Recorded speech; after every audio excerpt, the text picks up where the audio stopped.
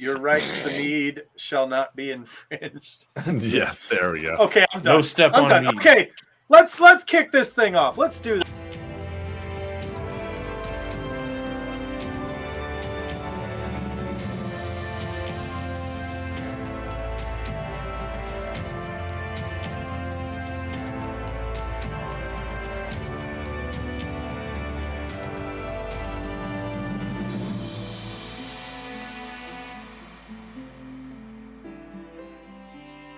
All thing. right, Let's do it ladies right.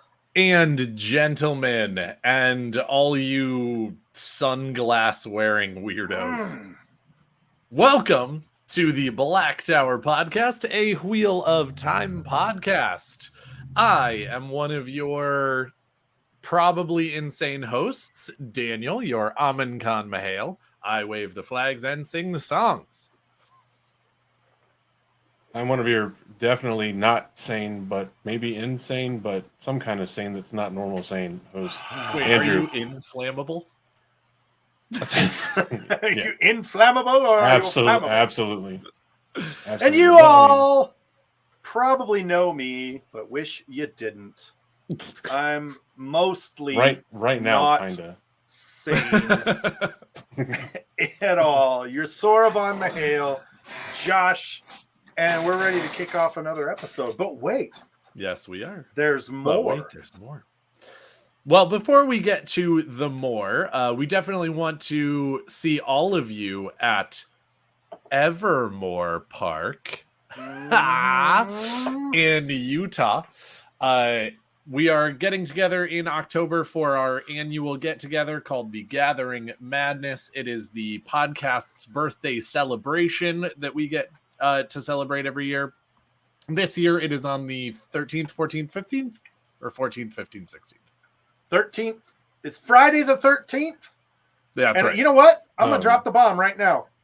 Friday night, the meetup is happening at We Geek Together Geeky Gaming Tavern at the Provo Mall, like 10 minutes away from Evermore. Y'all, go check them out on TikTok. It's so cool.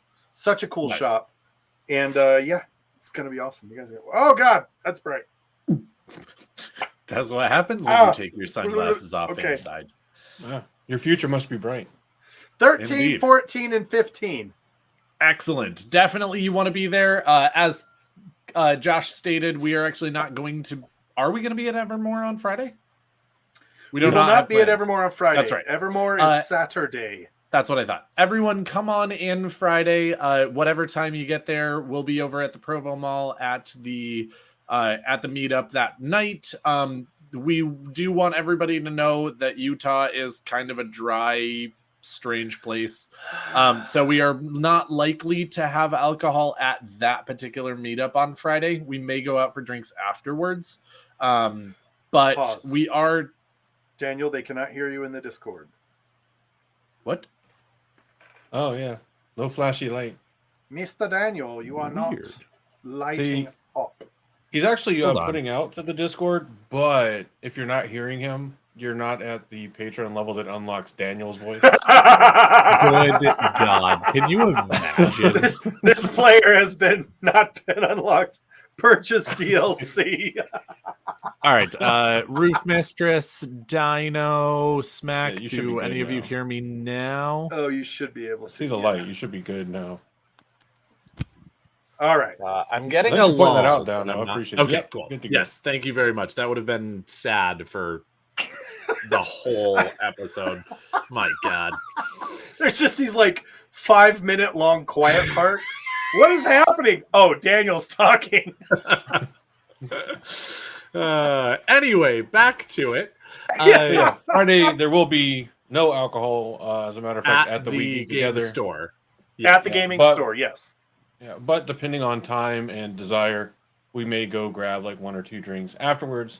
So Correct. by all means, if you don't want to be around alcohol, but you still want to come and hang out, that is a good window to do so. Absolutely. This will be the family-friendly portion of the gathering. Yes. I mean, there really isn't a family-friendly portion, but As if family-friendly it's as gonna be it family-friendly, gets. that's when it's going to be. But then that'd we be are great. going to Evermore Park on Saturday. We are actually there alone, sort of. I mean, not like alone. But the park is all hours, if you will, from 11 to 5, 11 to 4. 4. 11 to 4. 11 to 4. And then they open in earnest, and we will probably go across the street, have some lunch or something, and then go back to the park once they are open. And then you will have your full gamut of activities that they offer. It's going to be a lot of fun. We highly encourage anyone who can make it to come. And then Sunday, we will probably have some, fun hotel like lobby events. Just to get together while people make their way back to their homesteads. And then we will Watch party. Yes, that's also happening. The watch party is on Sunday. So come down, have a great time. We are really, really, really excited about this year. I know that we are kind of just generally excited about every year because we like to see each other and we like to see you guys. And it's just another Hearing that out of opportunity. context. Like, we're Right? excited about every year. Like, hey, next year's 2024. Like, oh, yeah. Yeah, excited. We But know yeah. if you're listening, you're already sold. You're already booking your tickets and your room because there is a room block. Make sure you check that out On the website. darktowerpod.com/TGM for all the details and the link to the block. I've got my hotel room. Get yours, and it's going to have to be your own because mine's going to be filled with me being lazy. But what we're actually trying to sell this for is our fantastic and lovely guest that we have with us today. Yeah, there we go. Those of you astute members in the live recording have probably noticed that there's somebody else that can unmute their microphone. So we're going to go ahead and introduce them now and let them do a better introduction of themselves. We have the fantastic Nathaniel from the Generic Entertainment YouTube channel. Say hi. What's up, man? Hello. Thank you so much for having me on. Thanks for agreeing. Yeah, no, of course. I'm always Thanks for being happy. here. Of course, yeah. I'm always happy to talk with Wheel of Time fans. So, yeah, I'm. That is a dangerous statement, but we appreciate. Well, yeah. I guess that's true. But I looked you guys up beforehand, and I've heard about you. So you did not see. He vetted us. You didn't seem suspicious to me. Shows your lack of good judgment. I was about to say maybe he can channel. Anyway. Possibly. Mayhaps he has a bit of the madness. I guess we'll find out. I guess.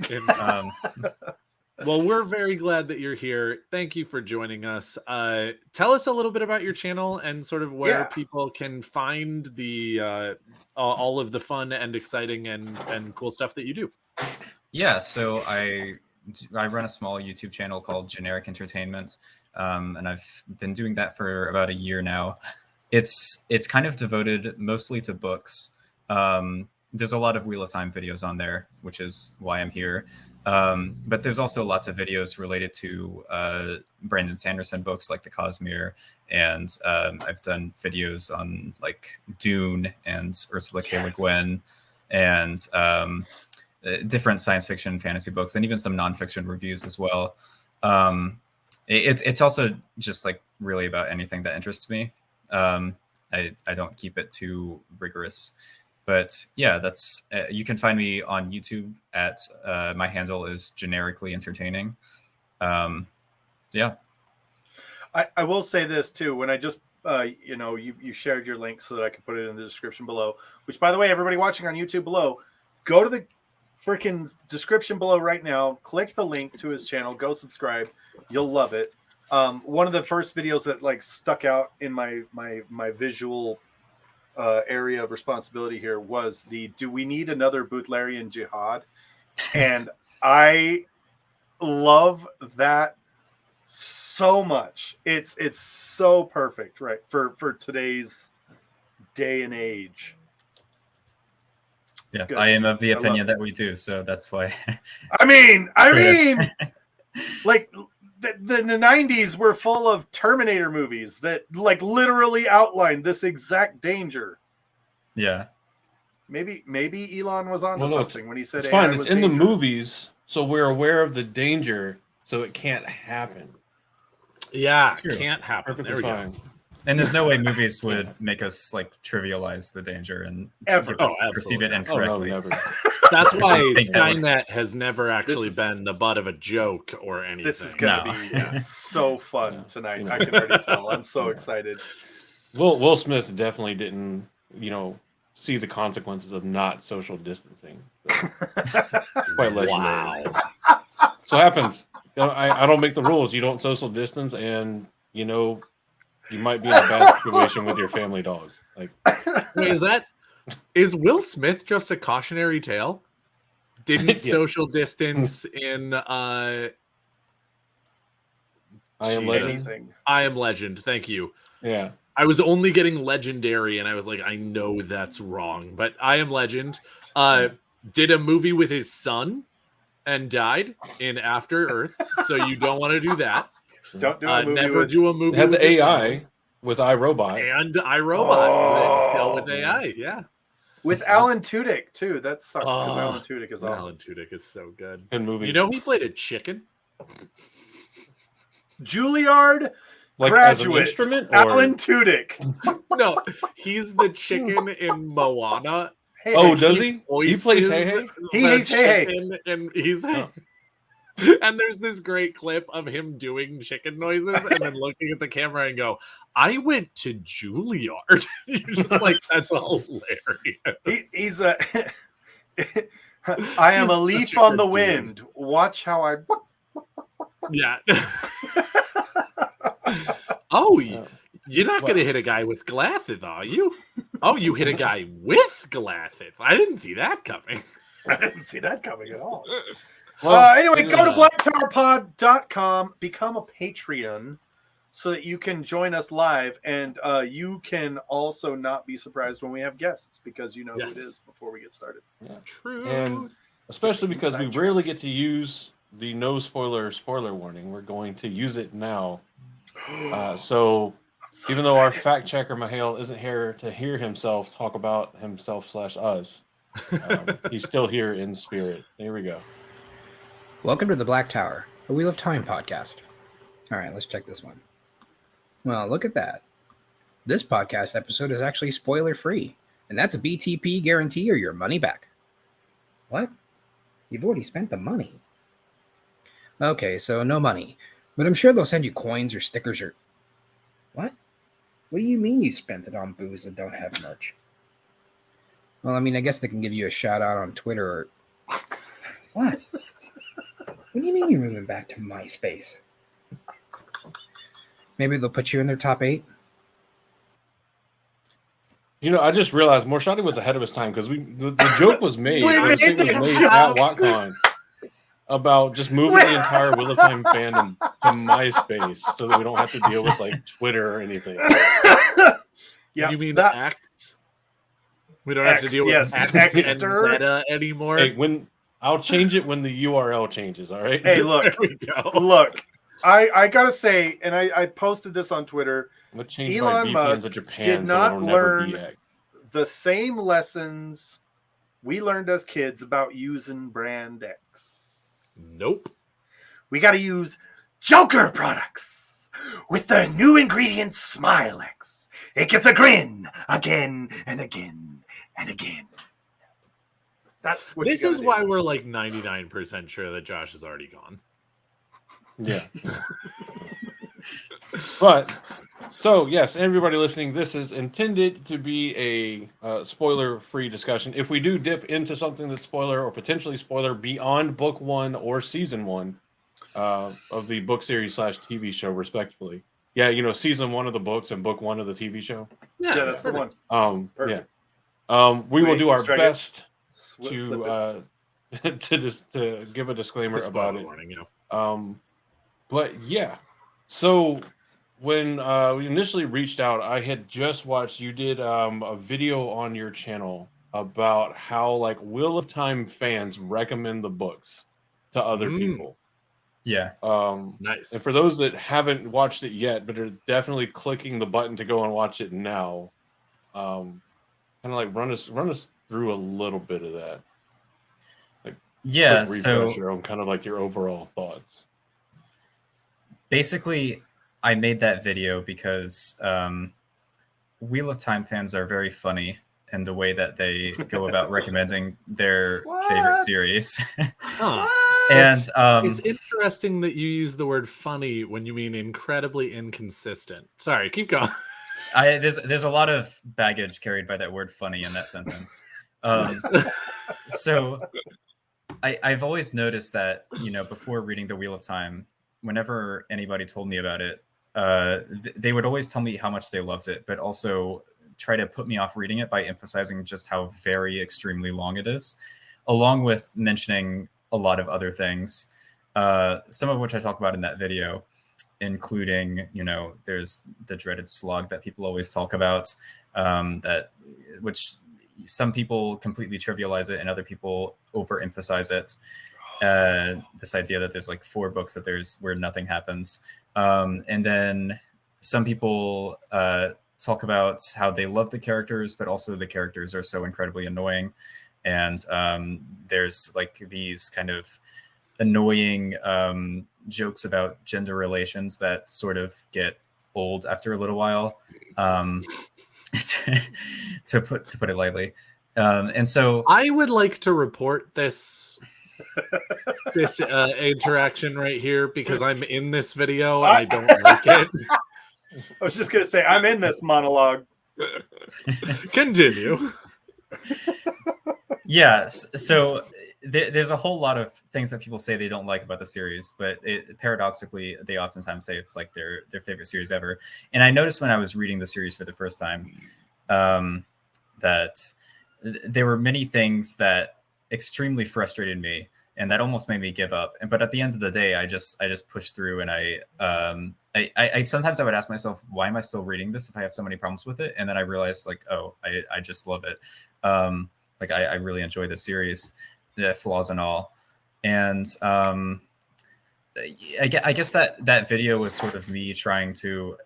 Not everything I say in that video is my own opinion. There's a lot of things I say that are just things I've heard from other people and that I don't agree with. And then some of the things I say in that video are my own opinion and are me kind of grappling, I guess, with my own thoughts on the series. It's this sort of mix. I didn't intend the video to be taken too seriously, which unfortunately not everybody was able to pick up on. Because I think I definitely sometimes dry humor just does not land the way you want it to, and I wouldn't know anything about that. We as a whole wouldn't know anything. It's like, how many conversations we've had. Is Andrew mad? Is he okay? Yeah, Right. Andrew's fine. Why? Well, because he just had this look on his face, and I'm like, do you know Andrew? Have you talked to him for more than like 10 seconds? I spent 8 years in the military, and every he joint was I have there is at simultaneously WatchCon. screaming in pain. Yeah. Wait, what? Nothing. I just said something dry. Anyway, the title of the that's video just the is what face is of it? like face of a vet, like with every joint screaming in pain. There you go. We all kind of look like that. It just happens. I've been It comes medicating with this back your spasm for years now. comes with your DD-214 and your VA disability check, like just the resting angry face. Just so you guys are aware, the specific video we're referring to is how the Wheel of Time fans recommend the Wheel of Time. And the thumbnail is a picture of glorious Nathaniel here, and the caption, "You'll hate it. Go watch the video." Yeah, go watch it. It's a good. It's a very well done video. Yeah. It is not like that other dude who did that video that looked like a Reese's peanut butter cup, who really just spent 2 hours shitting on the show. This one's actually very well thought out, very good. Oh, you mean the channel that's no longer around? No, that was a different one. That you bail fired. No, I cannot be held responsible for his own decisions. Anyway, you bail fired the channel. Though in private, it is a funny joke to make. But no, like I'm definitely one of those people that like look, it's an amazing series. I absolutely love it. It is my favorite series. Asterisk. Because it's like also like because it is such a long series, it is a commitment to decide to read. Yes, it and is. it will take a fair amount of time, regardless of how fast you read, whether you actually read the paper and ink, or if you do Kindle, which is the same thing, just not paper, thankfully. It's better for the environment in some ways. It is. Or if you do audiobooks, whatever the case is.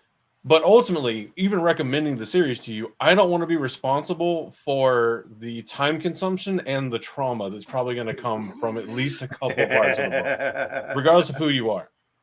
So, like, when you get to a certain palace and lace things, I don't want to be responsible for the trauma you have to deal with that. Because sometimes you just got to put the book down and go for a long walk staring into the sunset. And just contemplate your decisions. So, fun story. I do have a friend who said, "Oh, I love ACOTAR. You should read ACOTAR." And I was like, "All right." I'm joking, right? I'm joking. And I say, "Okay, I'll read ACOTAR if you read Wheel of Time." And she was like, "Bet." And I'm like, "Oh no. Oh no." So I read ACOTAR and I'm like, I dig it. No. It's a solid fantasy book. Like, I dig it. She's on Knife of Dreams, and I'm just like, there's so much trauma coming. We're not prepared. She's like about to start in the brand. She's killing it too. Like, it's only been a couple months, and she's all the way to Knife of Dreams. Like, oh, sweet. Sorry, I haven't heard of ACOTAR. Is that just one book?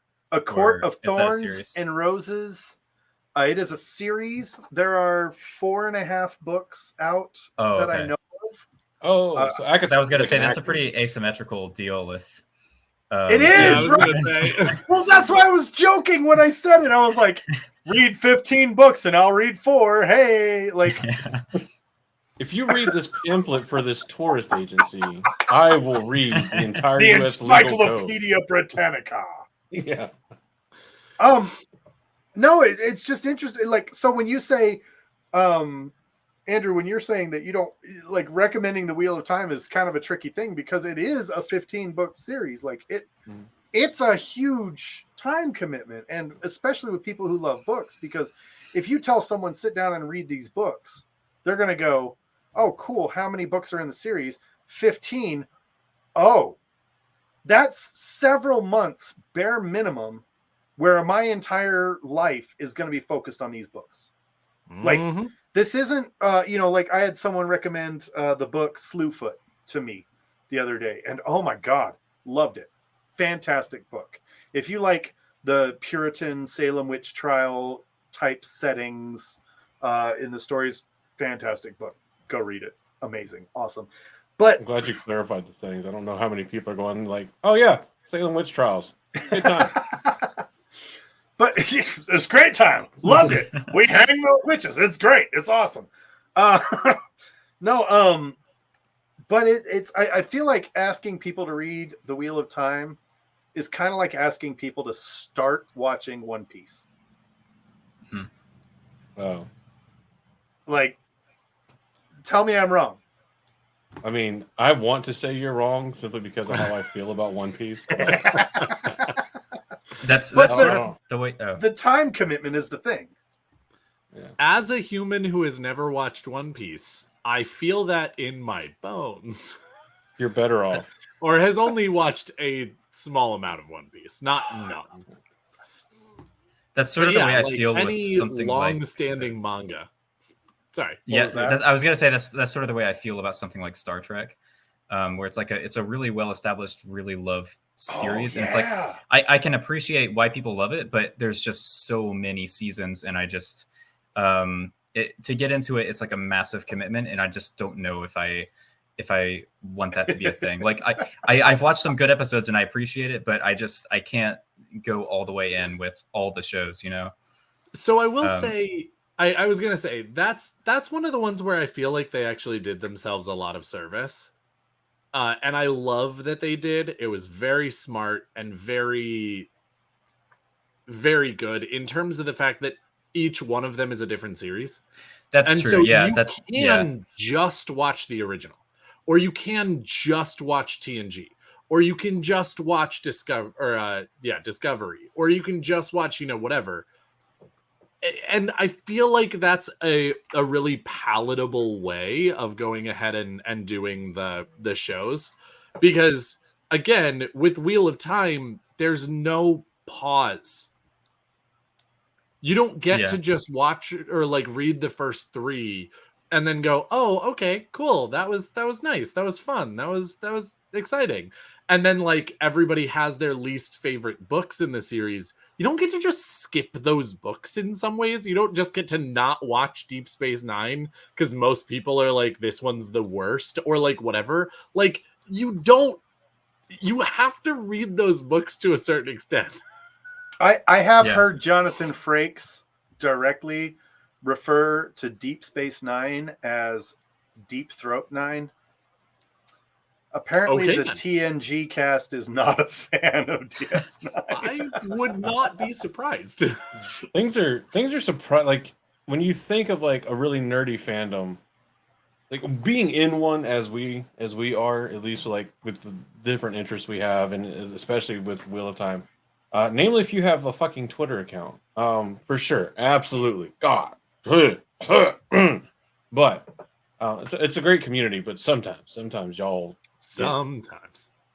very worked up, which is fair. But you don't think about, or at least for me, my first thought when I think about like these media, whatever, that brings like joy to people's lives, it's an escape from reality, a chance to fantasize about new lives and new civilizations, and to take your mind boldly where no other mind has gone before except whoever wrote it and everyone else that read it. You don't really think of them as like controversial or like divisive or anything like that, and then you join like a fandom and you go, oh no, y'all really think this much about it. And my mom was a big Star Trek fan, and she was like very passionate about her love for Next Generation. And I grew up watching it. I was like, okay, yeah, it's cool, whatever. I do. Sir Patrick Stewart is awesome, and I love the guy.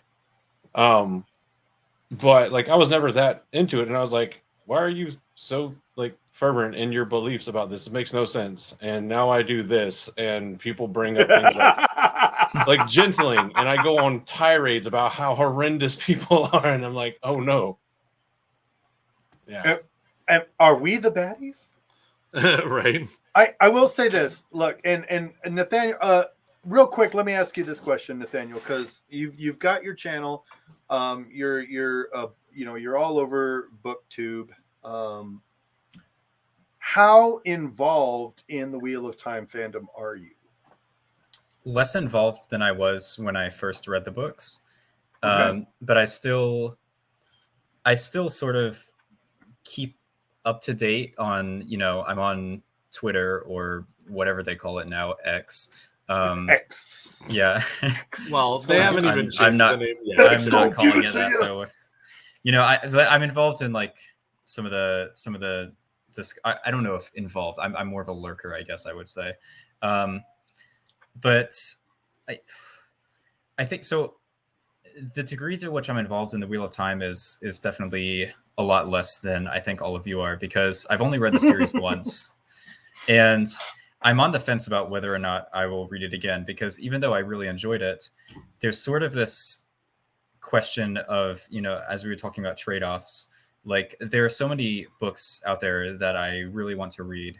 And honestly, if I was first introduced to the Wheel of Time now, like at this stage in my life, I don't know if I would read it. I think it was partly like the stage in my life that I was at when I first encountered it, like where I had a lot of time to just read anything I wanted. And I feel like I had less knowledge of like the options back then. I just sort of fixated on this one series because some people recommended it. And I was like, okay, I'll just read that. And now I'm so much more aware of all the different options there are out there that I don't know if I would fixate on that one series. But because I did, and I'm glad I did, it happens fortuitously, but it just, because that happened, I would call myself a Wheel of Time fan.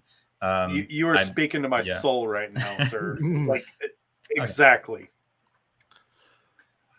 So, But yeah, where I don't was know about So that, like, Josh is no I longer treat it on like anime, This honestly. is- Like, no.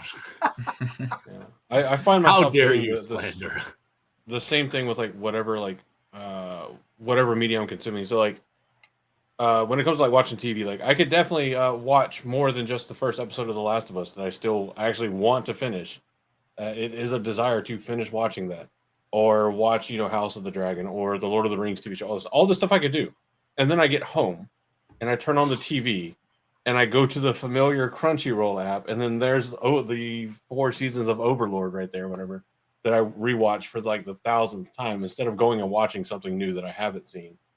And I wind up doing the same with books because I'll do a read through, either partial or complete of Wheel of Time. Well, I guess it's never 100% complete because I don't read New Spring, but then I'm like, oh, I should really New start Spring reading these doesn't other series. exist. Like, yeah, it's a conspiracy theory. It's not real. It can't hurt you. I have Lake like Lorraine a can't copy hurt of you. yeah. I have like a copy of Mistborn that has been sitting in my work desk since like 2 months after I started my current job in like 2020, and I have not read past the first 3 pages because I got it and I was like, I have so much free time at work because I can't really do much and there's not a whole lot going on. I will read it, and then it sat there, and then I got busy, and then I couldn't read it, and then now it's like, I could bring it home, and instead of watching Overlord for the 80 millionth time, I could just actually start reading Mistborn and read other series. And I don't know why. I never do. It's like one of those things where you look in the mirror and you're like, why are you the way you are?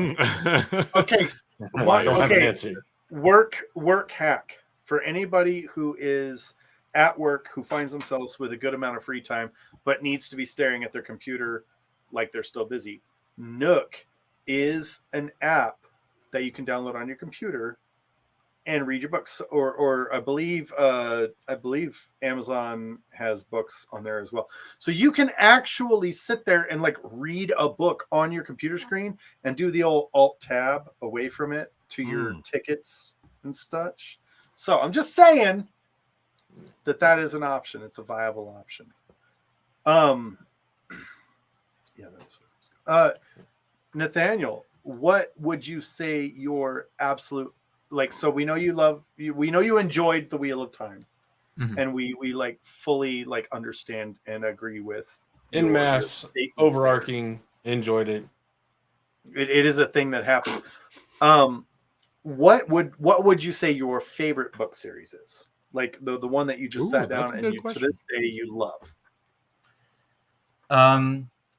Well, you see, I'm not the type of person who rereads books very often. And so I really wish I was. I really I want to sort of say The Lord of the Rings, but I haven't read it since I was like 13. So I don't know if I can say that in fairness. It's a trap rereading the books. Yeah.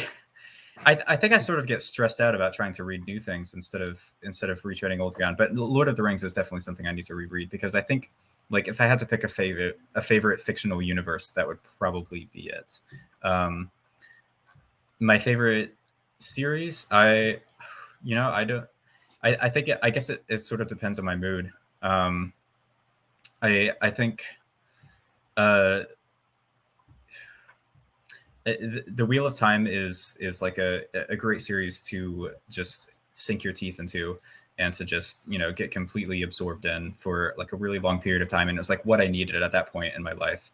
Now I'm at a different point where it's like I would rather read shorter things where I can get like a diversity of experiences and voices rather than sink my teeth into one thing really in depth. And so now I would probably answer that I'm more I have a stronger predilection towards like individual sci-fi novels, maybe, or shorter sci-fi series, things like that. But I guess it really does depend on like where I am in life. That's a terrible answer, but I really it's actually not though, because so much about differently you want and like different things. Yeah. How insanely human of you. Yeah, I know. Yeah, that's weird. You can't just be a monolith come on. Your emotions affect your thoughts and your desires. Insanity. I tell my kids all the time, the person you are tomorrow is not the person you are today. Tomorrow you may find a new love for something that you didn't even know existed today. Tomorrow you may hate something that you loved today.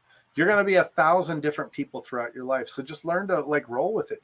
Just go with it. So that's why I like advice asking for the people. kids, not great advice for somebody dealing with the cops. that That wasn't me yesterday. That was or was Patricia. that wasn't me. That was Patricia. It was Patricia. Yeah. No, but I like that because I've actually told a number of people when I've talked to them about the Wheel of Time that I said about the first 3 or 4 books, take yourself back to your early teens.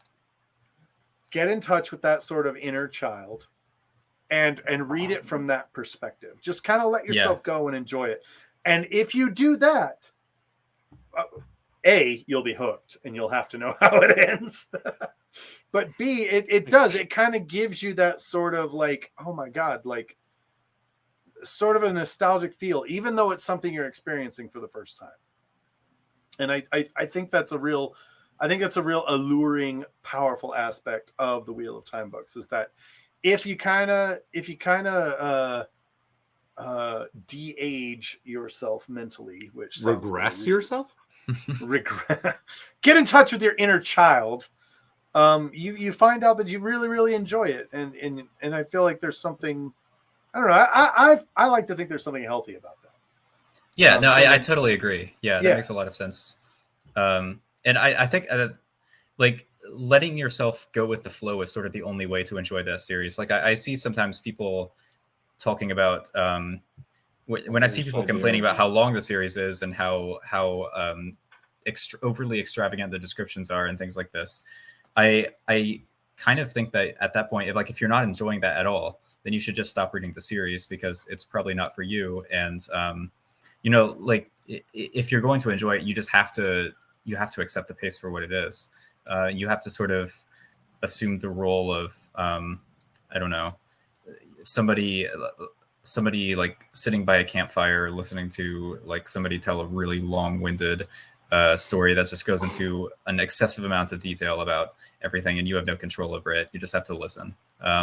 And yeah, I do think there's something really nice about that, about just like the Eye of the Worlds. It has like, it has that like classic fantasy feel to it. That is kind of like, even though it's like when I was reading the book for the first time, I was telling myself, this is very similar to Tolkien.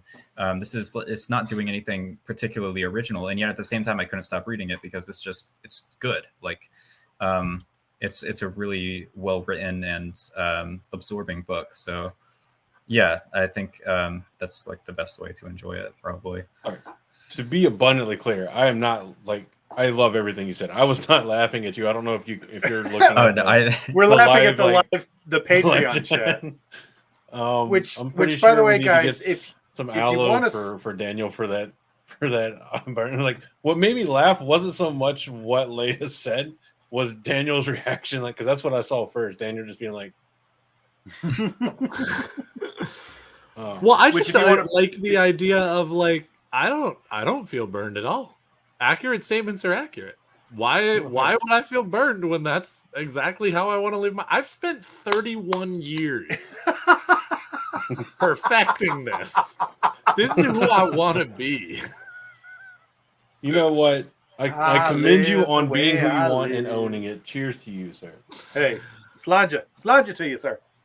Okay. Oh, go ahead. So anyway, sorry, when it comes to your actual statement and not live chat. So when it comes to, because having a discussion about the Wheel of Time, especially like for those of us that either are fortunate enough or unfortunate enough to make even like the slightest, tiniest video about the Wheel of Time, you are guaranteed to be inundated with some degree and some portions of the, and I'm going to use this term very loosely this time, fandom. When I say fandom right now, I mean the people that say they're fans of the Wheel of Time, yet somehow miss all of the core messages and teachings.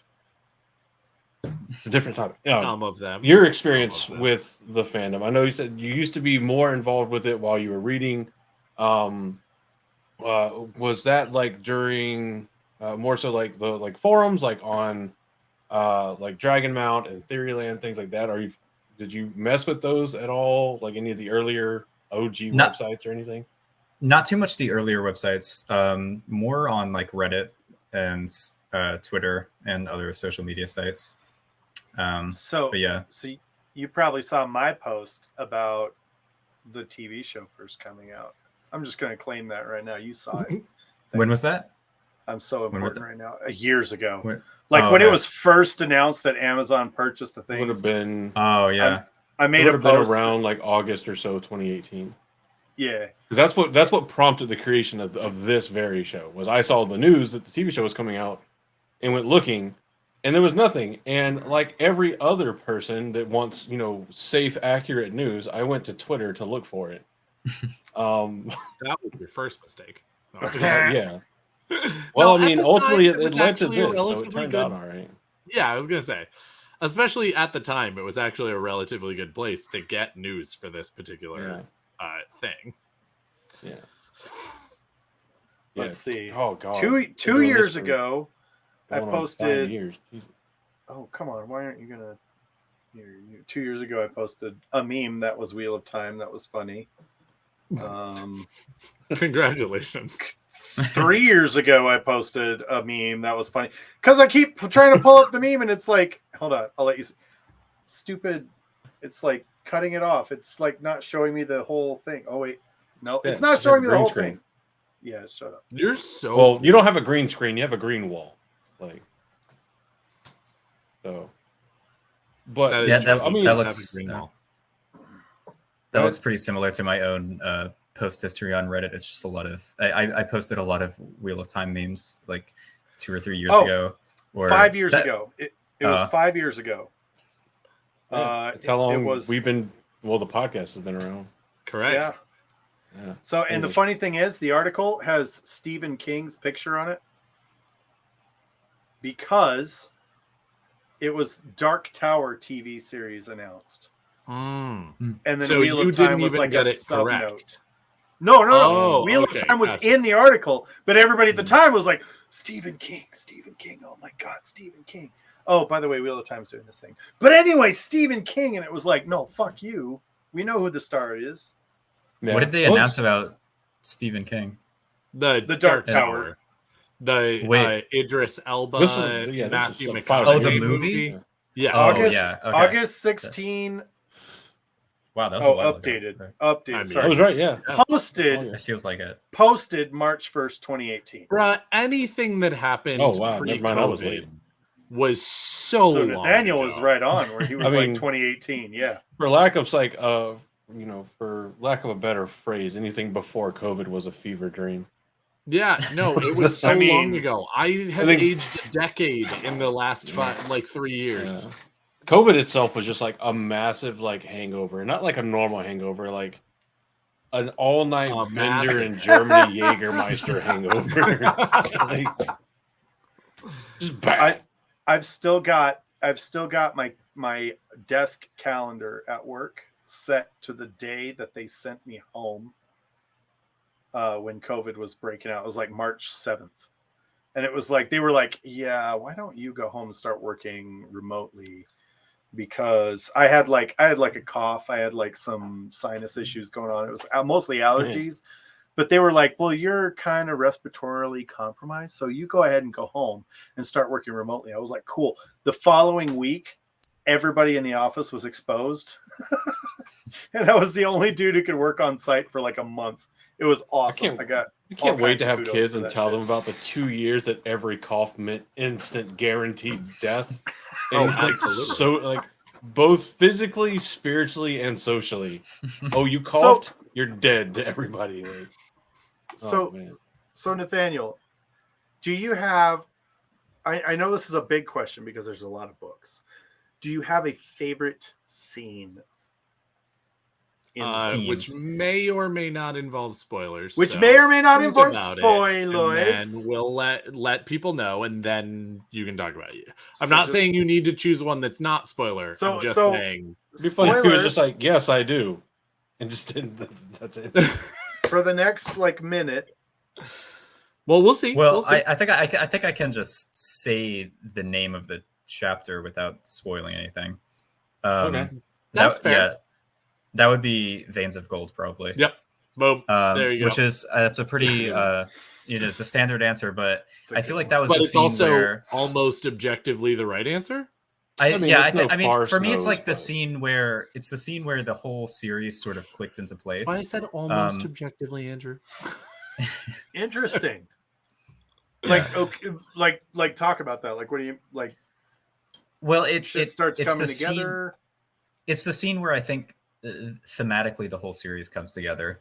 Like it's a really simple scene, but I'm trying to think how the Is best it way to talk though? about it without it will fit in, like, physically in terms of what's happening. It's a pretty simple scene. Yes. But in agree terms with of like thematically, it's really complex, and it's where again, I'm trying to think how to do this without spoilers, but You don't have to. If you want to talk about spoilers, Yeah, please if you just can- let people We've know. already Okay. warned people that Yeah, love. yeah. okay, certain well, in that case, then I'll say spoilers for up to book 12. So the scene just before then, when Rand reunites with his father, is I think like one of the most poignant scenes in the entire series. It's absolutely beautiful, and you see the contrast between how Rand was the last time he saw him, which seems an unimaginably long time ago. And now you see how he's become just an entirely different person. He's not even acting like human anymore. He's acting like some sort of demigod who is saying that he's going to reward his own father for fathering the dragon reborn and taking care of him in his childhood. And it's just so cold, and it's just such a great character moment for Rand.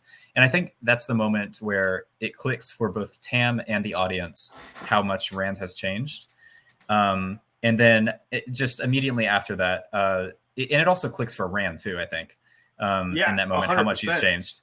And so that's sort of what brings on this final reckoning where he's like, okay, I have to figure out what's been happening with me. I finally have to address this. And then he does it. He goes up on top of Dragon Mount and he just sits down and thinks. And it's a really it could have been handled poorly, but I think it's like the way it was written and the way it all fits together, it just worked. That you can have the climax of a book be the main character sitting down and thinking some thoughts, and that's like more riveting than the climax of any other book in the series, I think. So Well, it was really well done. I want to throw out there. I love that. I love that. I love that take, but at the same time, I mean, I will not call you on it or anything, but like, there are a number of other things that are happening at that point from other people showing up and things like that. So while I absolutely agree, and like, I'm not disagreeing with your statement, because I think that there's a lot to say about that. I really think that even if you didn't have Perrin and the Wolves showing up, even if you didn't have, all of these other things going on, which do happen in that chapter, it would still be a really compelling chapter. So I want to be honest about what is going on in that chapter, because there is more going on. But I also want to wholeheartedly agree with your comment about it is an incredibly compelling thing of him just the entire story has led to this point. And he is reflecting on all 12 books that you've just read, like in real time, as you kind of sit there and also reflect on the last 12 books that you've read. So hard agree. Yeah, I It's also completely agree. It's also interesting because, like, sorry, go ahead, Nathaniel. I was just going to say, like, with regards to other things happening, I think it also sort of illustrates how the magic in this world and Rand's own inner thoughts are so intertwined that, like, the fate of the world is at stake in that scene. It's not just Rand thinking thoughts. Like, the fate of the world is at stake, but Rand's thoughts are tied so inextricably to the pattern. Just the way just him thinking, him having this conversation with himself is enough to like cause this enormous event to take place and like the fate of the world to be changed. So I think that's sort of how that comes together. One of the things I like about it too, since we're talking about the scene, is why is my brain doing this to me? Why did it just dump my thought? Oh God, what was I gonna say? With Tam. So it's so frequently like we have like these favorite characters of these favorite groups that like we feel like we don't get to see enough of in the series, and a lot of people feel that way about Tam. And where I agree, I do wish we could see more of Tam like in the book series and everything. Tam, like, to me, turns out to be like one of the good, like a really good example at how to make the most of a character's absence to make it drive a scene home. Yes. Because whenever Tam shows up, your brain is going to go back still to Tam at most recently, I think generally around like Winter's Heart or so, running around with Perrin. But you're still like Tam still every time we see him, he's unchanging. Tam from book one is the same Tam you see in every other book. And when you get to Veins of Gold and everything, and you get to see Tam like again, finally see Rand again, because the entire time you're like, they were so close. They missed each other by like 2 weeks in Tar Valon. When is Rand going to get to see his boy again? And then he finally gets to see his boy again, and all that happens, and he literally just turns around and looks at Cat Swain and is just like, "Look at how you massacred my boy." But it's so wholesome because like Tam, I think at least for me, still pulls me back to the empty road and before Beltane, the time of innocence of the books. So it's heartbreaking. Well, and I want to throw out there right now, I also agreed with Andrew. One of the other things that I love is that I feel like one of the reasons you have to agree with me. It's in the contract. It's true. We are three white het males who agree on everything all the time. Anyway.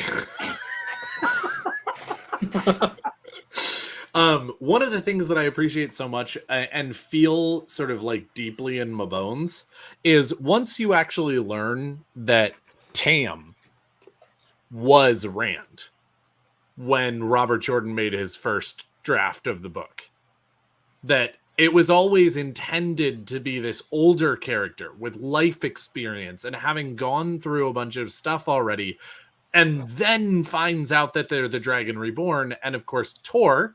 Wait, he's and what? I'm not saying that they were smart or dumb or right or Spoilers, wrong or anything bro! like that. We already spoiler warning. Shut up.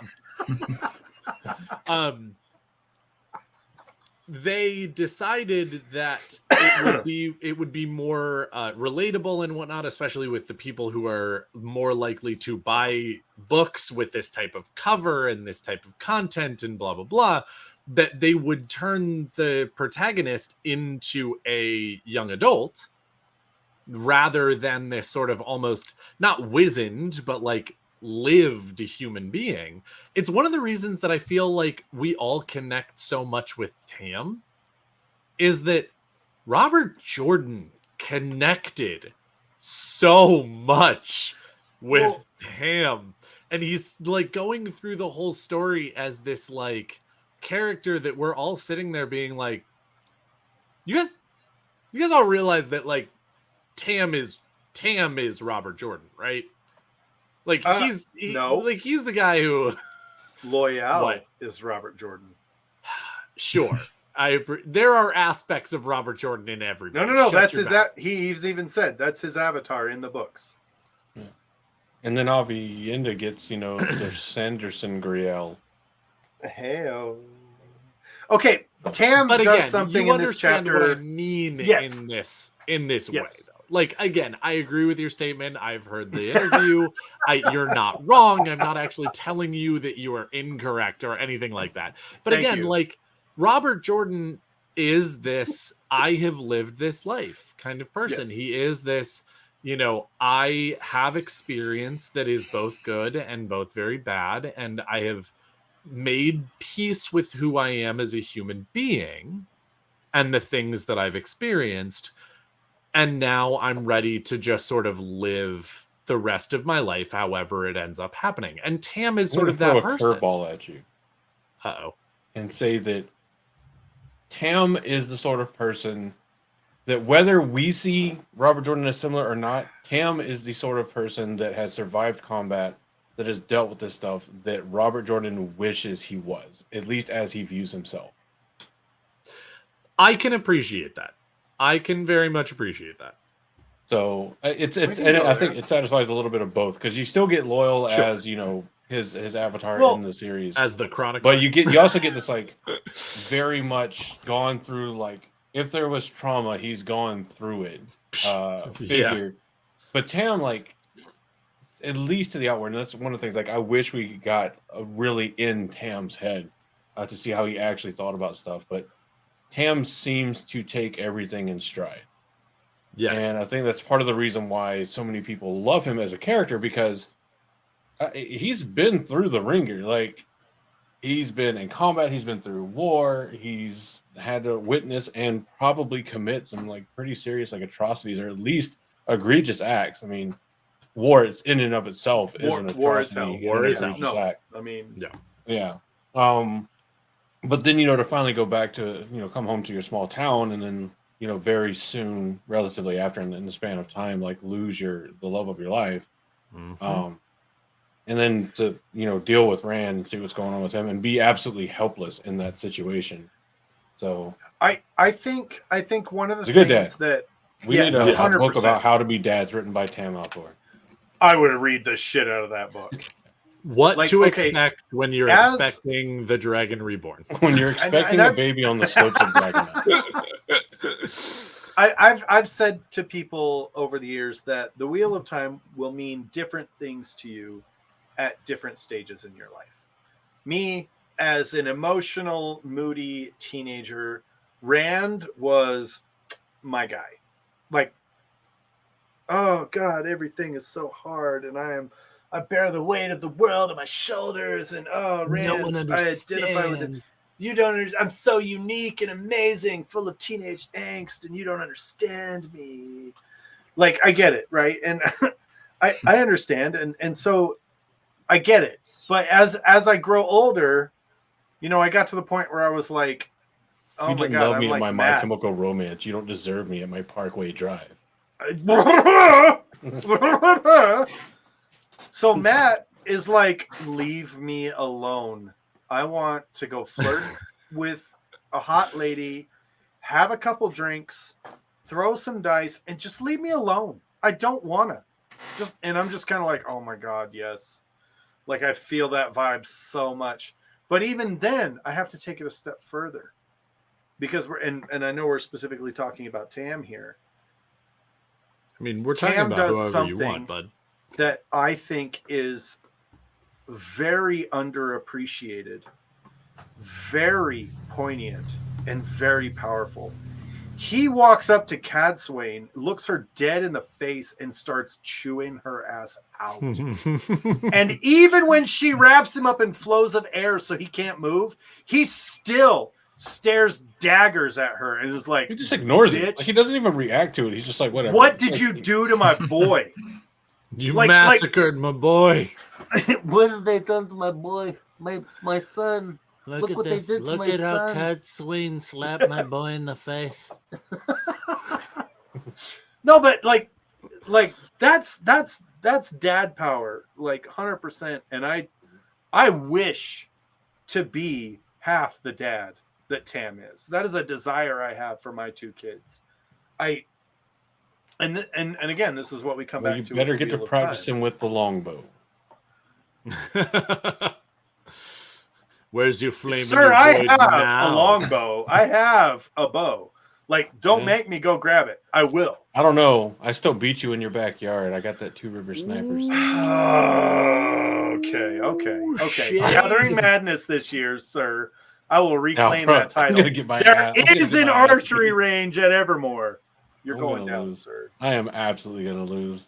You So got sweet. lucky. I was drunk. et cetera. Excuses. So let's I was move. gonna say, let's move on. Let's move out of spoiler territory. Okay. No more because that's not spoilers. ever complicated and hard to do whenever people are watching videos to figure out when the spoiler ends. Right. I will or make sure when that they're there's listening. Do our a beautiful banner that pops. You up should that you says- should insert an audio clip spoilers start now for this. Go to this point in the episode to avoid the spoilers. Well, we can at the very least you can set do the, chapters in YouTube. Yeah, exactly. So I'll most of set them it- for the audio, people that listen that's to your what I'm audio. saying. You can set little chapters in the thing and just we're talking YouTube. about this here, we talk about Not this on- here. Not On Podbean, yeah. yeah. Hey, by the way, we also record on Podbean. Wait, what? So, Yeah, I know, right? yeah. We do have an those of you audio that are aspect looking to this. start a podcast and be able to. Well, they do have a free version, but we do pay them annually. I think. Also, shout out to all our patrons who are in the I live should probably chat. log into Podbean and make sure we're You actually good on that front. I need to update want- that. Remind me to do that after the episode. Anyway, If you back want to into join the in to our non-spoiler live realm. chat, you got to be a patron. You can support us for as little as 87 cents a month. Super cheap. That is true. So I seen it. So being a fan of the books, enjoying the books and the like, how was have you seen the TV show? Yeah. How was all the hype around it, the releases, I don't know, how much were you exposed to how involved the Wheel of Time account was, especially on Twitter with putting out teasers and stuff, and then how much they involved a lot of the kind of creators of the content creators in the community, that kind of stuff. And then ultimately, of course, this culminates in the question of how did you feel about the TV show?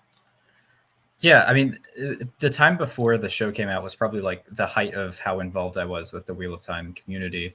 I was following the account religiously all the What Wednesdays, and keeping up to date. Yeah, keeping up to date on all the updates. And funny story actually, when at the premiere, they invited the Dusty Wheel and Daniel Green and all these Wheel of Time people to come and interview people.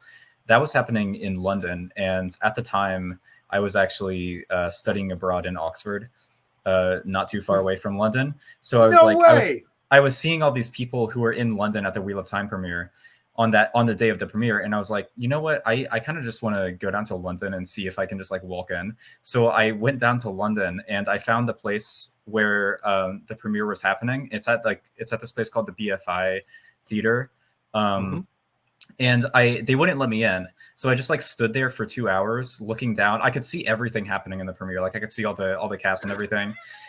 So I was just standing next to a road, looking down into this area where everything is happening. And I filmed a bunch of it. I just watching it all. I saw all the cast members and everything. So yeah, that was where's that video? I haven't posted that. I have a ton of video from it. Maybe I'll make a video out of it someday. I think you should. I think you. Yeah. And here's why. Here's why I think you should. Because myself, so I went to Denver for the premiere party there. It was hosted by Lauren from Unraveling the Pattern, which awesome channel. And I found myself sharing a hotel with Alyssa Powers from One Power Ballads. She's an amazing person. She's super awesome. Her videos are... Anyway, we had on the TV, I think we had Daniel B. Green. On my laptop, we had the Dusty Wheel. On our phone, we had Critter XD, and on another laptop, we had Dragon Mount.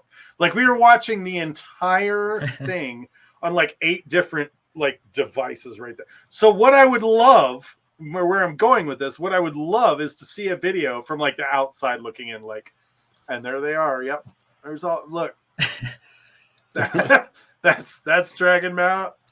That's the Dusty Wheel.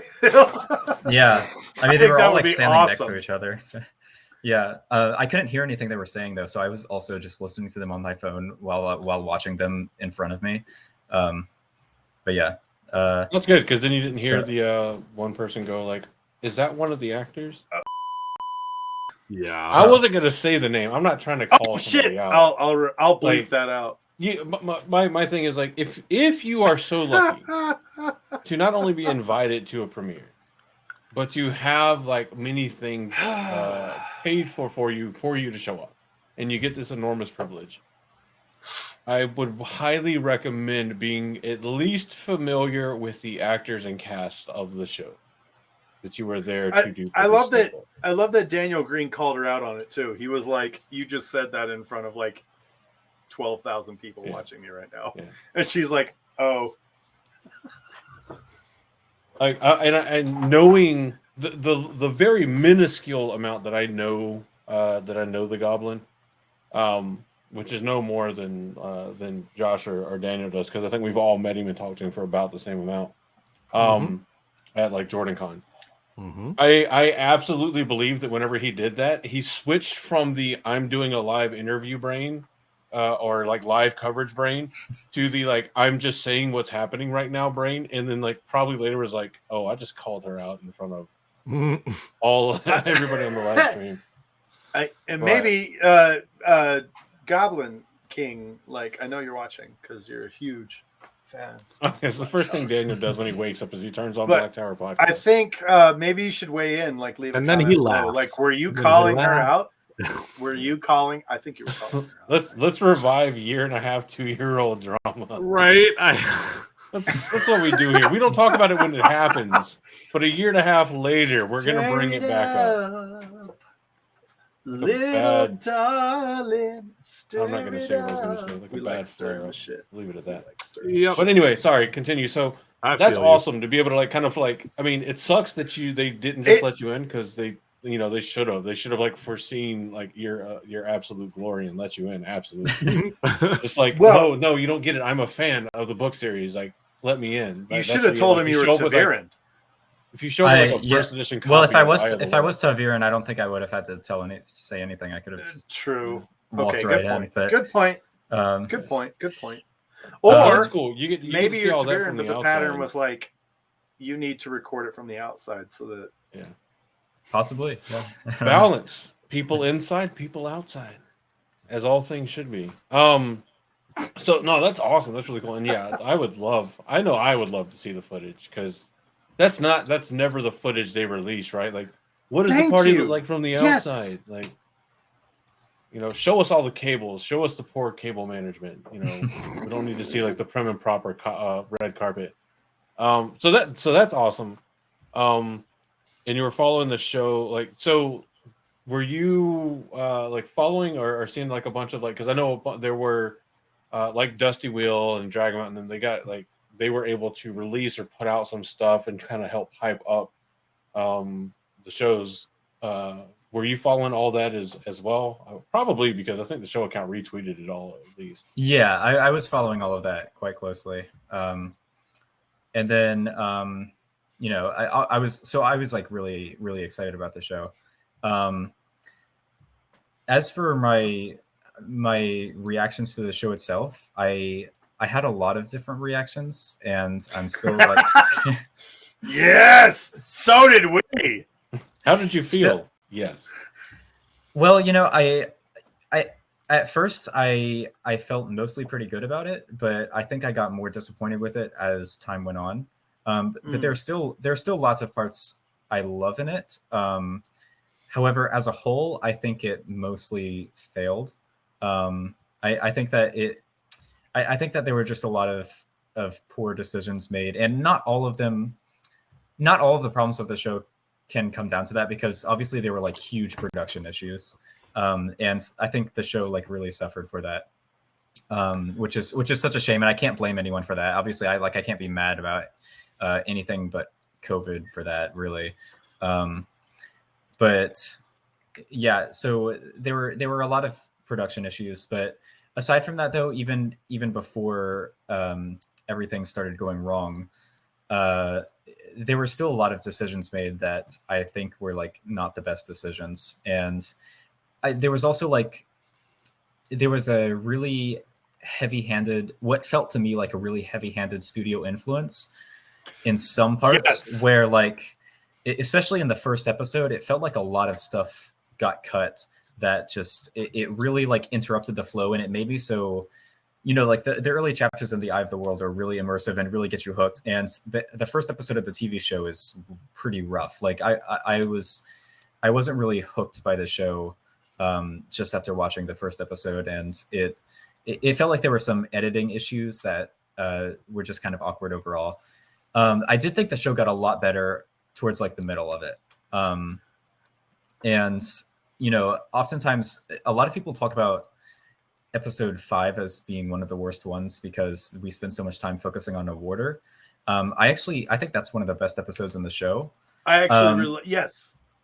But the thing is, the reason it's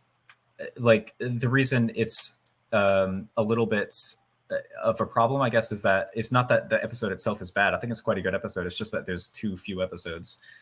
You know, like spending that amount of time on like a side character is something that feels very true to the Wheel of Time. Yes. And I really like that we get to explore a warder in that much detail. It's just that the show is too short and the editing is just a little bit too choppy. And yeah, I 100% agree with you, and I've said it before, and I'll say it again. And it's not just Amazon, though Amazon is supremely guilty of this. This 8-episode season miniseries bullshit is killing television. I hate it. I don't like it. I hated it with Obi-Wan.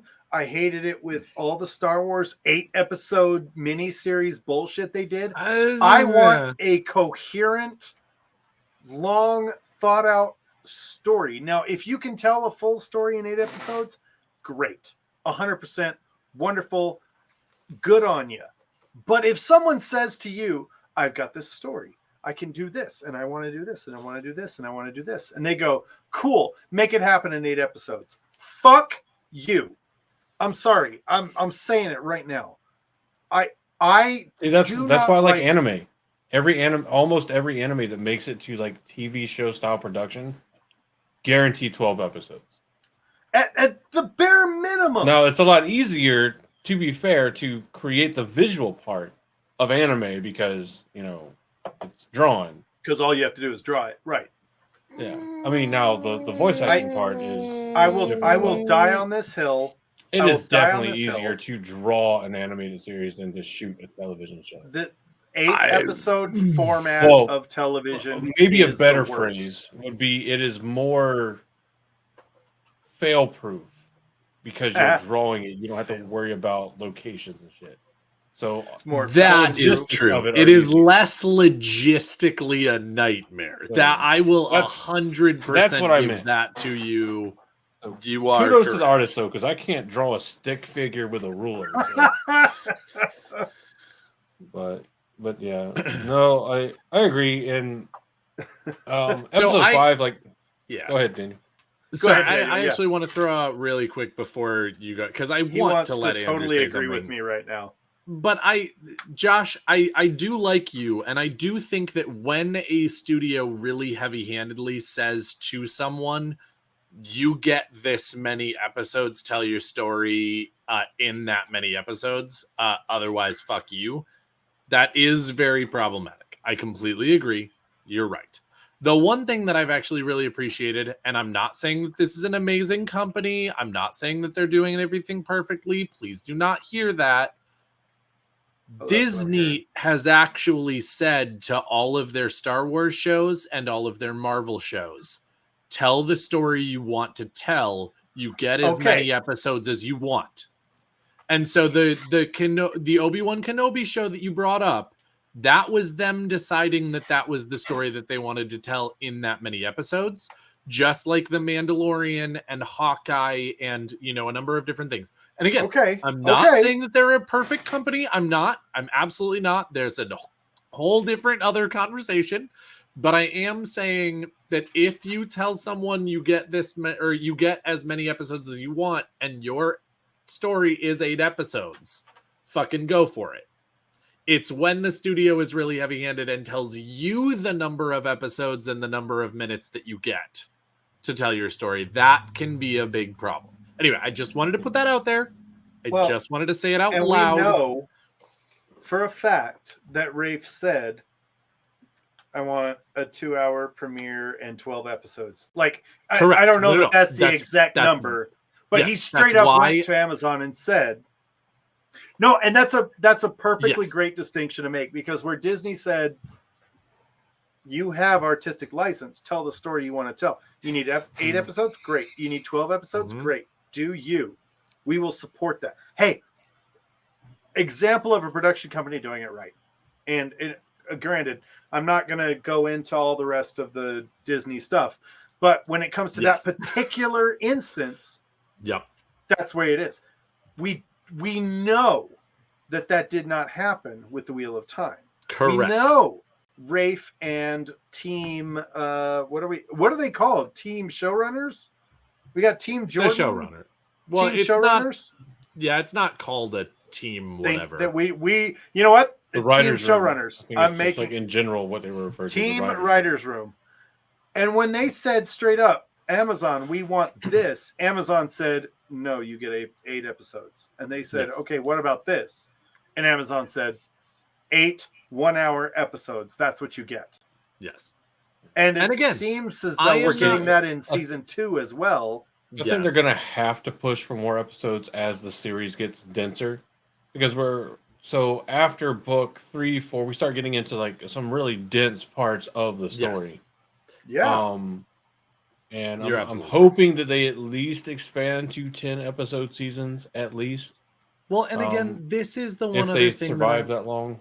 Yeah, I think this they is will. the one Based other off of the thing that I trailer for want to 2, I throw think they out. will. But Look, season 1 collaborate and is off listen. of a I see very off of brand new intense IP that is 14/15 books long.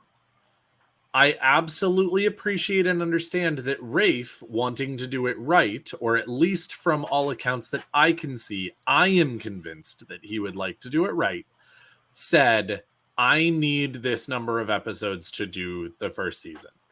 And Amazon said, we are not willing to give that to you because this is already a lot of money that we're putting into this production. Now, again, as a Wheel of Time fan and as someone knowing how much money Amazon has and understanding how much a production costs and, all of these different things, I am standing here being like, hey, Amazon, stop it. Well, Amazon also knew that Especially they were when you're pursuing the willing- Lord of the Rings IP. And that's what I was about to say. Like, they is that knew. especially Did given Rafe that know? you have Probably not. so much money to another production, stop it.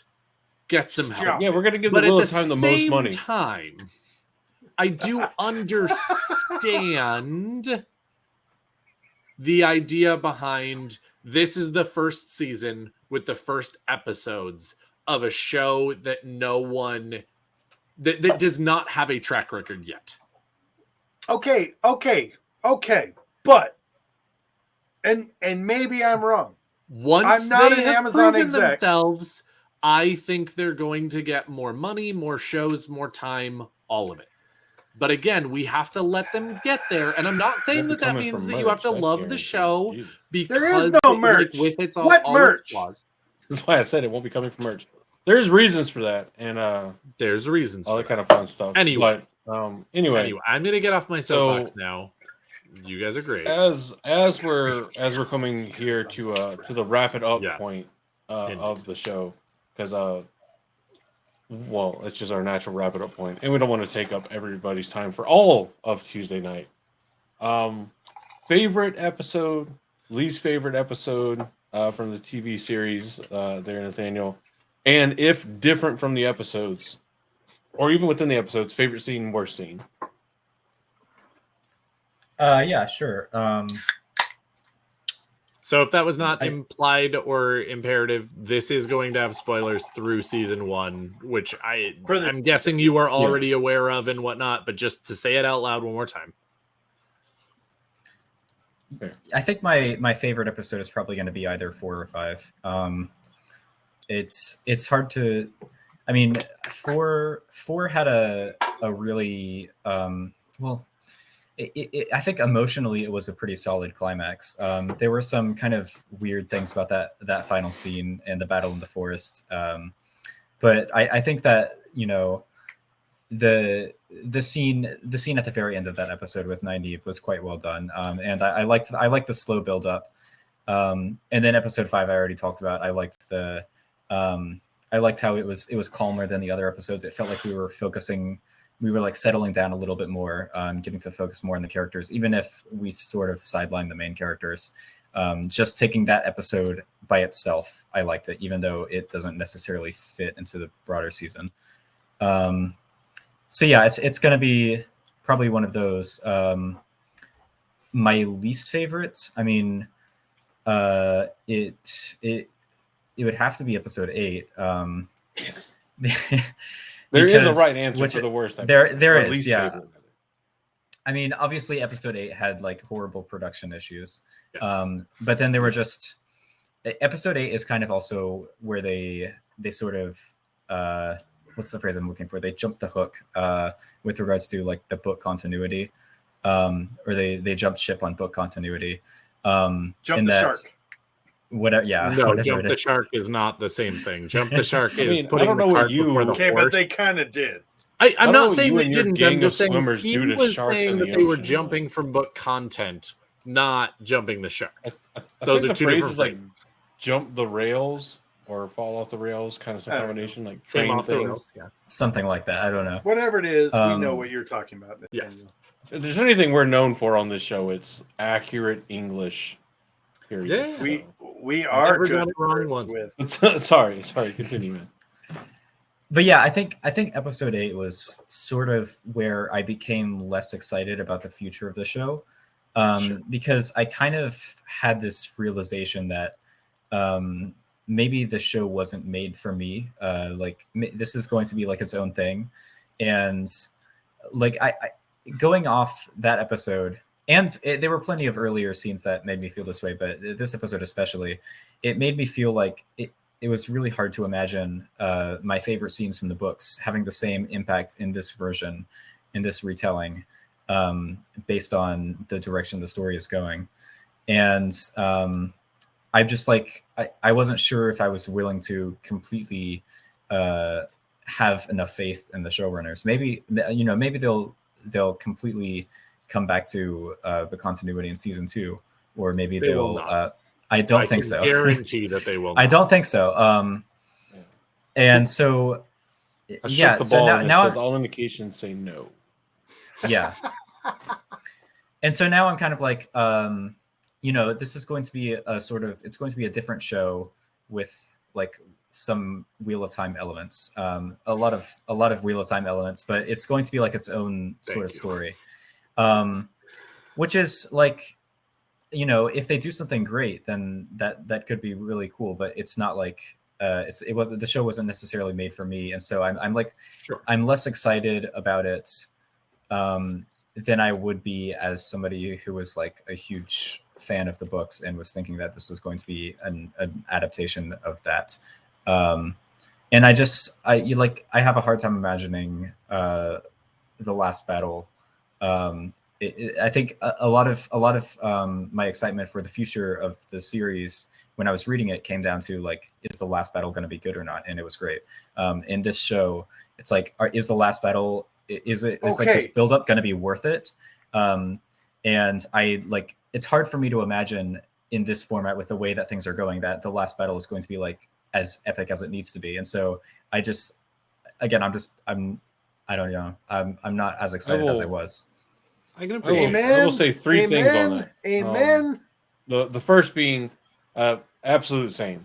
And I've had conversations with a couple different folks, and we've talked about it, about how season 2 goes, which we still don't know how the first couple episodes especially will go. We'll set the tone as to whether or not season 3 is the last we ever see, or if, you know, things are moving up from here. But see, the trailer for season 2, the teaser trailer, has drastically elevated my hopes for season 2. Because when I go back and I watch the season 1 trailer, and I think Wheel of Time, like now it still feels Wheel of Time, but not as much. When I watch the season 2 trailer, there's a lot of it that still very much feels Wheel of Time. There's there's parts obviously that don't. One more so because I'm mad that I was wrong about what it is. Because I thought it was a flaming sword, not a flaming sword. And if you know what I mean. One But of those I'm more things excited. is with the power, and one of those things requires a prescription.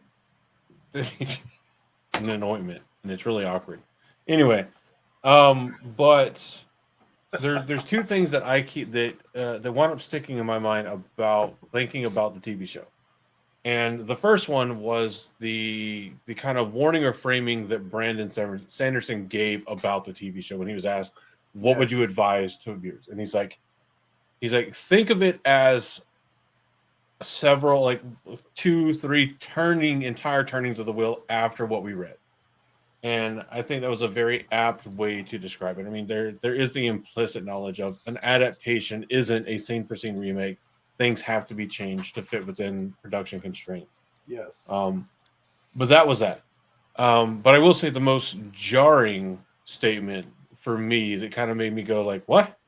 Really?" Was Rafe's statement about, "We did not make this series for book fans." And I get what he meant. Did it hurt a little? Yeah. No, it hurt. Rafe, you poked my heart a little, and not in the good way. But it was like, every once in a while in life, whenever you're doing different things, you get a stark reminder that what you think things are isn't how they are, and you have to adapt to that. And that's what Rafe's statement was. If you come into this expecting to see the scenes that you visualize from the books, shot for shot remake, you're going to be disappointed and you're going to hate it. Yes. So if you can put yourself in the frame of mind that this is like a similar story, but not the story, then it becomes a lot easier. And it's definitely not something I go with or it's hard for me because I'm a massive fan of how book one ends. I love the book one ending. Like I love it. I also love it. And then I watched episode 8 and I was like, the fuck? What the fuck? Exactly. Now there are things that they were gonna do differently that makes it less what the fucky, but we give there's still them plenty of it where I'm just like, why? Like, we give them a pass because of COVID, and because no, you give them a pass. I give them a pass. I don't give them a pass. I'm like, I give them would a rather pass you on delay behalf the of entire you, release. sir. No. Daniel, what are you? I feel like this is our final thoughts. Yeah, these are pretty much like final thoughts. Yeah. Yeah. So I would probably throw out there that again, Stairs in Gowron. I appreciate everything that Andrew just said, and there are absolutely pieces of which I agree 100%. But it was actually interesting because I had a different take on the comment that Rafe made. Wait, you because it disagreed didn't actually. with Andrew? No, I don't disagree with him. I have a different take because I felt the same feelings. I felt the same feelings that Andrew was talking about. I did. I absolutely saw those. I felt them. They were in my heart.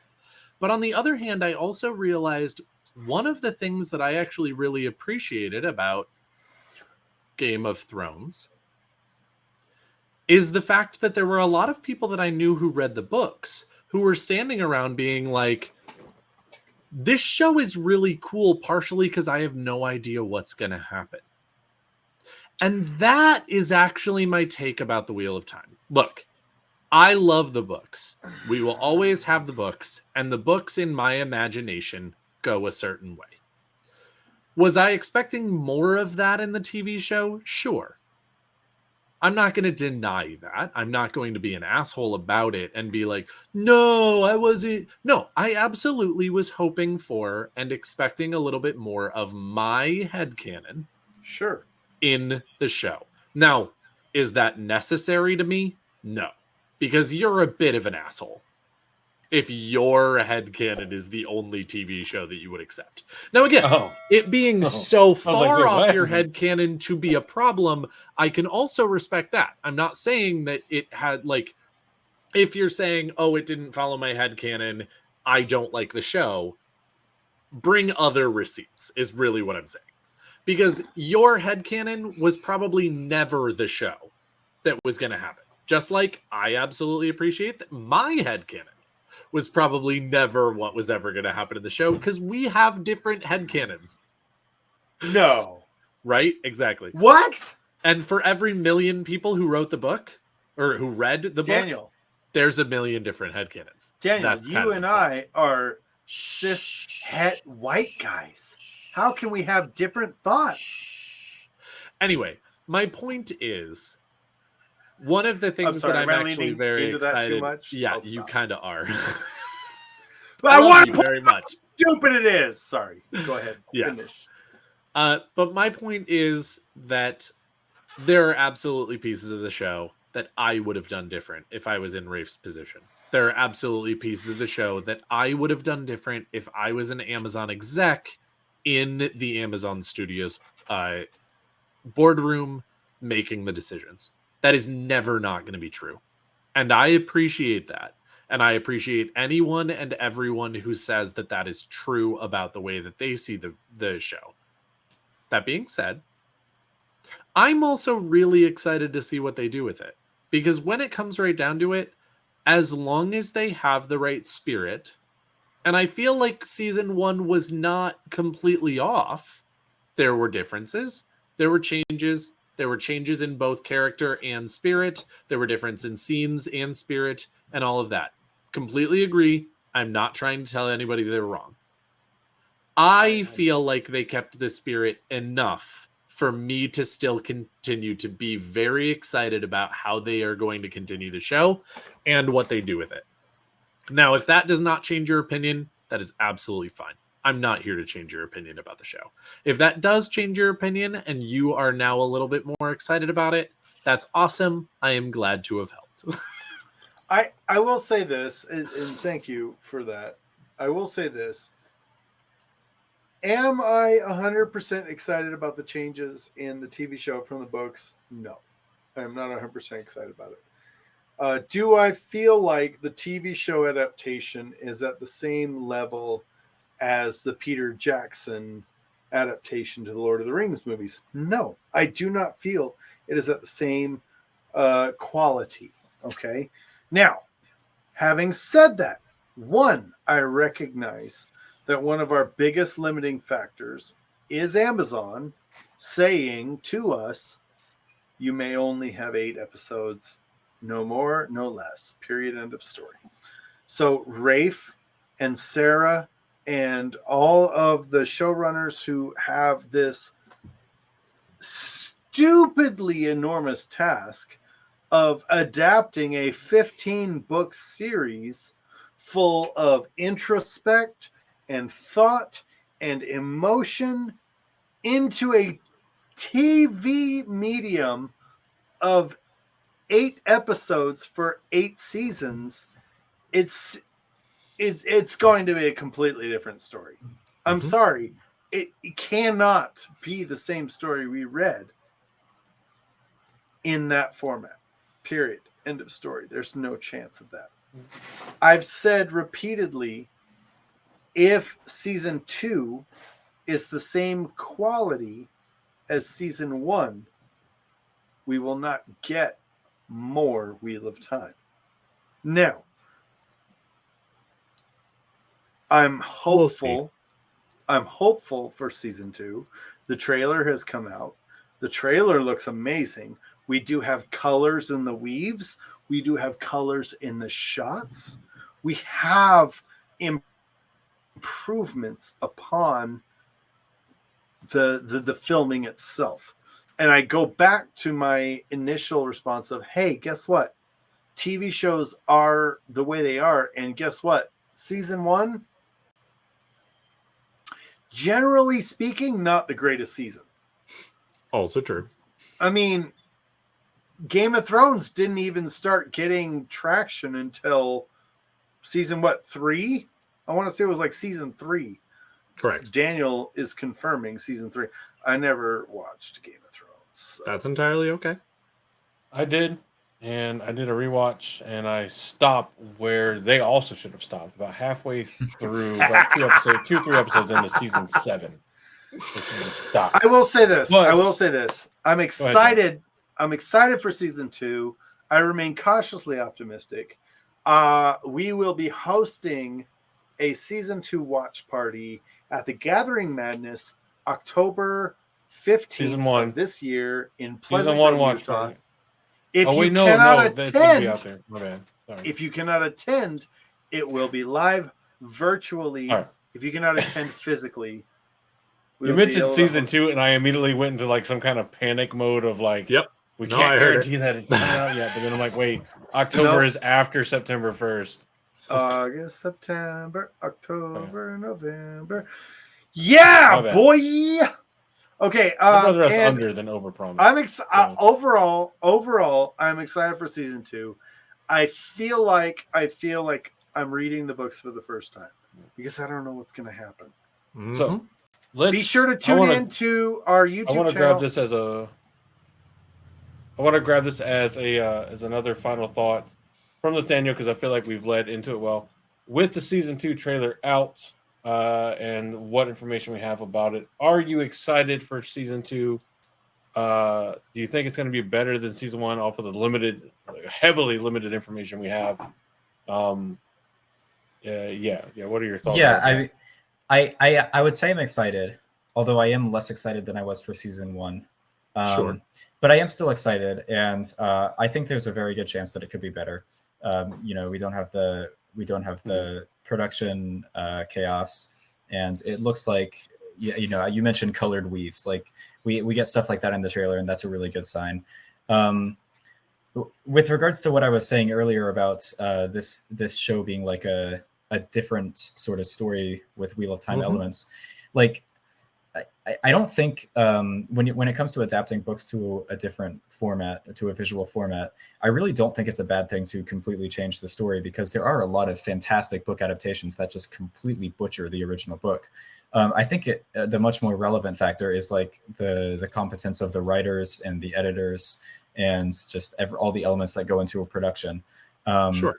And that can be a lot iffier. And so absolutely. Part of the reason I'm maybe not as excited for season 2 is because I'm worried that the episodes are going to be maybe cut down a lot, that it will be difficult for like the vision of the books to kind of shine through. For some reason I'm like really picky about editing, and the editing in season 1 was one of the things that annoyed me the most about it. There was just like there were too many scenes that didn't linger long enough, and it had like a weird flow to it. It had an awkwardness that it was hard to kind of get past, and I kept thinking I was going to get past it in the next episode. It's a pacing issue, right? Yeah, there's a lot of weird stuff with the pacing, and I think it's all over the place.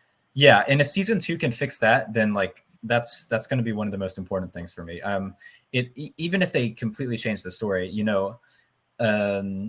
they can still do it well if they get the pacing right, and if they start to focus more on the character arcs that need to be happening, instead of like we have this like whole Who is the Dragon Reborn mystery out of the way, so like maybe that's gone. We can actually start to like focus on the characters a bit more. Now we can focus on Fail in the snow. Good point though, because Rand doesn't actually declare himself until the end of book 3. Now, we know it halfway through book 1. We know it all the way through book 2, but he doesn't actually say, I am the Dragon Reborn, until the end of book 3. Like, but we'll see. We'll see what they do with season 2. I'm excited for it. I think most people that were excited for season 1, a fair portion at least, are still excited for season 2. And I do think season 2 will be the follow-on tone-setting season. If season 2 shows market improvement over season 1, now that the production issues like COVID and stuff are mostly out of the way, we'll see how it goes. And so far from what I've seen in the previews, especially regarding a very specific character, I'm very excited. And we'll be talking about that later on at some point, hopefully this week. But Once again, if you would please, Nathaniel, tell everybody who you are on YouTube and where they can find you besides clicking the link in the description below this video. Yeah, I'm Generic Entertainment. Which everyone should do. Sorry, not yes. Yeah, I can be found the handle at Generically Entertaining on YouTube. Go and check that out and subscribe if you want to. And yeah, thank you. No. Not if you want to. Go and do it right now. By order of the Sora von Mahale. Right now. Well, I'm not going to use compulsion or anything, but I'm not using compulsion. I'm giving them a direct order. Stop what you're doing right now. Okay. Pause the video. Click the link. Wait, if they close the video, how are they going to listen to what you're saying now? Oh shit, that's a good point. The madness has him. You should probably ignore me because I'm drunk. Yeah, go over and give Generic Entertainment a follow. Subscribe to the YouTube channel. Comment on all the videos with your positivity. Like all the videos. Help the algorithm because every video I've watched definitely deserves more views than it has. And it's a nice breadth and variety in terms of the subjects. It's not just Wheel of Time.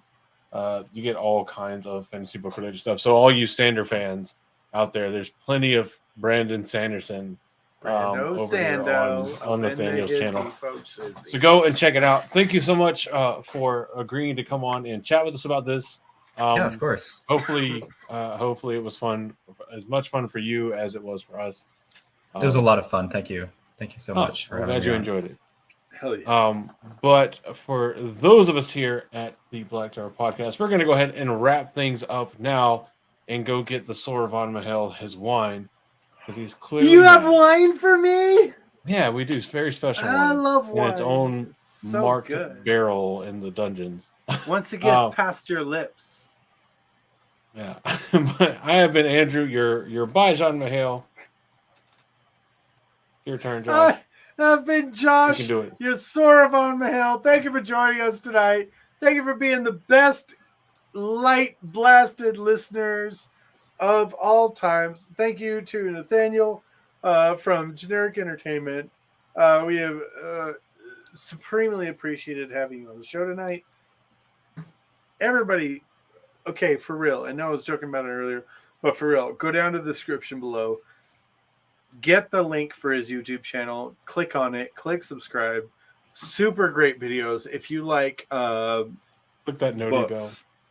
Like that's it. That's it. If you haven't subscribed to us yet, you absolutely should. Duh.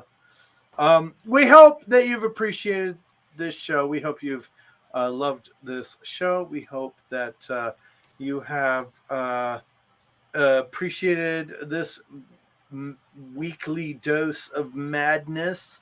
And wherever you are, we hope that you leave here just a little bit more insane than you were when you first started. And thank you. I am Josh, your Sora von Mahale. And I am your Amin Khan Mahale, Daniel. Thank you again, Nathaniel. Thank you again, Patreons. Thank you again, listeners/watchers.